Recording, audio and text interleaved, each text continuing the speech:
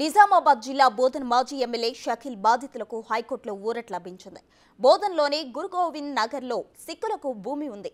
ఆ భూమిని మాజీ ఎమ్మెల్యే షకీల్ అనుచరులు కబ్జా చేశారు.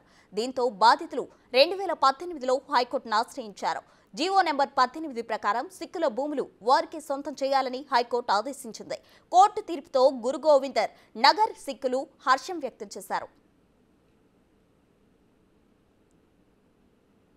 వీళ్ళు ఇండ్లు వేసుకొని ఉన్నారు. ప్రభుత్వం 58 జీవో ఇచ్చింది. జీవో ప్రకారం మాకు ఇస్తలేరు. మనం ఖాళీ అయ్యించడానికి ప్రయత్నం చేస్తున్నారు.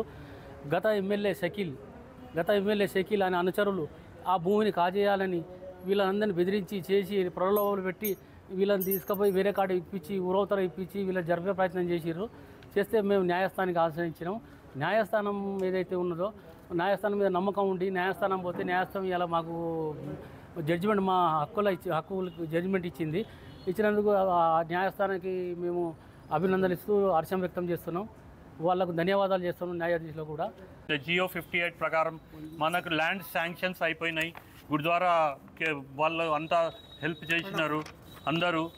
ఇంకా ఏమంటే ఫ్యూచర్లో కూడా వీళ్ళకు 3 monthsలో వీళ్ళకి పట్టాసి ఇచ్చేయాలని మనకు కోర్టు ద్వారా ఆర్డర్ వచ్చేసింది. నేను పర్టికులర్గా మంజీత్ సింగ్ కరీంనగర్ ఆయనకి చాలా ధన్యవాదాలు చెప్తున్నా. ఫ్యూచర్లో కూడా మాకు సుదర్శన్ రెడ్డి గారు మాకు తోడ్పడతారు, మాకు హెల్ప్ చేస్తారు అని మేము కోరుకుంటున్నాం.